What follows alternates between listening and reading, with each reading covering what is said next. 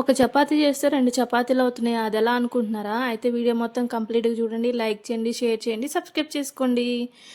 చూడండి, ఈ విధంగా మనం చేస్తే ఈజీగా ఒక చపాతీ ఈ విధంగా 2 చపాతీలు అయిపోతాయి. అదేనండి 2 లేయర్స్‌గా సెపరేట్‌గా విడిపోతాయి. చూడండి ఎంత చక్కగా ఉందో. దీని మధ్యలో మంచిగా ఎగ్ బీట్ చేసుకొని వేసుకొని అటు ఇటు కాల్చుకొని తింటే ఇంకా సూపర్ ఉంటది. సో దానికోసం అయితే పిండి ఈ విధంగా మనం మెత్తగా తడుపుకోవాలండి. మంచిగా కలుపుకోవాలి. చూడండి ఇట్లా నొక్కితే వేలు లోపలికి వెళ్ళిపోతుంది. ఈ విధంగా కలుపుకొని దీనికి ఒక చిన్న సీక్రెట్ అండి. అది ఒక్కటి పాటిస్తే చాలు, ఈ విధంగా 2 లేయర్స్ సపరేట్ అయిపోతాయి.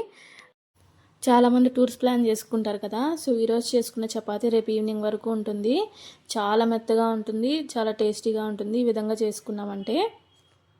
సో ఒక ఉండ తీసుకున్నాం కదా, నేను 2 ఉండలు చేసుకొని ఇలా చక్కగా రౌండ్గా చేసుకుంటున్నాను. చేసుకొని చిన్న చిన్న చపాతీలాగా చేసుకోవాలి. 2 చేత్తోనే చిన్నగా ఒత్తుకోవాలన్నమాట. ఈ విధంగా నొక్కుకున్న చపాతీ పైన ఒకవైపు పిండి, ఇంకొక దానిపైన ఏమో నూనె వేసుకొని 2 కలిపేసేయాలి. చూడండి ఈ విధంగా ఒత్తుకోవాలన్నమాట.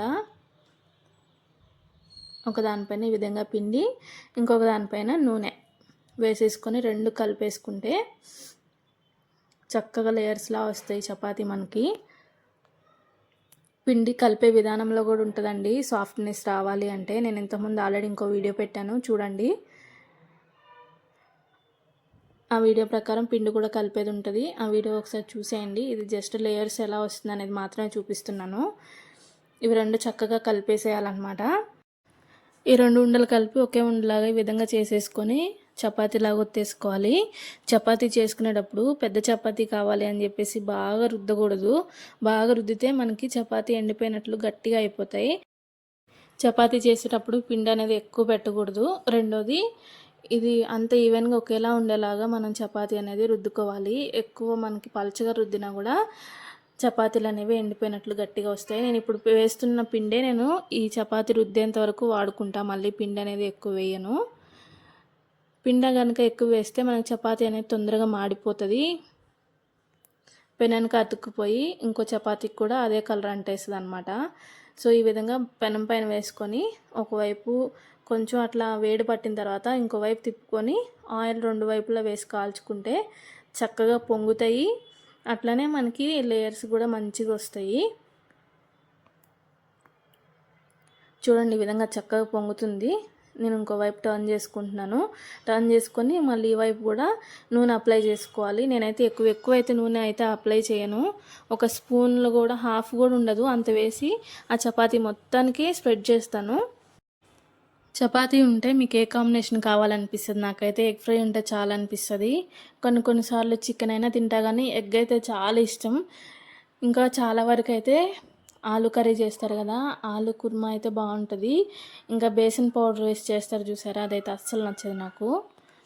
చక్కగా ఈ విధంగా చపాతీలు చేసేసుకొని నేనైతే ఈరోజు ఎగ్ ఫ్రై చేసుకున్నా. ఇంకొక చపాతీ ఎక్స్ట్రా పోతుంది అనమాట కడుపు లోపలికి. చక్కగా ఇంక ఈ స్టేజ్లో తీసేసుకోవడమే. చూడండి ఎంత బాగా లేయర్ వచ్చేసిందో. నేను చెప్పే ఈ టిప్ కాకుండా మీకు ఏమైనా టిప్స్ తెలిస్తే నాకైతే షేర్ చేయండి. ఇంకా మీకు ఏ కాంబినేషన్ ఇష్టమో కమెంట్ చేయండి. సో ఈ విధంగా అన్ని చపాతీలు కూడా చేసేసుకొని హ్యాపీగా ఎంజాయ్ చేసేయచ్చు. పిల్లలున్న వాళ్ళైతే ఈ విధంగా చపాతీ చేసుకొని ఏదైనా కర్రీ చేసుకొని చికెనో లేకపోతే వెజ్లో ఏదైనా సరే కర్రీ చేసుకొని చక్కగా రోల్ చేసేసుకొని మరీ నీరుగా కాకుండా కర్రీ మామూలుగా దగ్గరకు చేసుకొని దాన్ని చపాతీలో పెట్టేసుకొని చక్కగా ఒక టిష్యూ పెట్టేసుకొని వెళ్తే హ్యాపీగా పిల్లలకు కూడా మనం తినిపించేసేయచ్చు. అదే మనం రైస్ తీసుకెళ్తే చేతులు కడగాలి, అన్నం కూరలు కలపాలి అనేది హడావుడి లేకోకుండా ఈ విధంగా బయటకు వెళ్ళినప్పుడు తీసుకుని వెళ్ళామనుకోండి హ్యాపీగా తినేసేయచ్చు. పిల్లలు కూడా మారం పెట్టరు. ఒకవేళ పిల్లలు అంత కారం తినరు అనిపిస్తే కిసాన్ జామో లేకపోతే మన ఇంట్లో ఏదైనా జామ్ చేసుకుంటాం కదా, అవి పెట్టేసి రోల్ చేసుకొని హ్యాపీగా వాళ్ళకి తినిపించేసేయచ్చు. ప్లీజ్ అండి లైక్ చేయండి, షేర్ చేయండి, సబ్స్క్రైబ్ చేసుకోండి. మీరు చేసే ఒక లైక్ వల్ల ఇంకొంతమందికి నా వీడియో అనేది షేర్ అవుతుంది. ఓకేనా? థ్యాంక్ యూ అండి.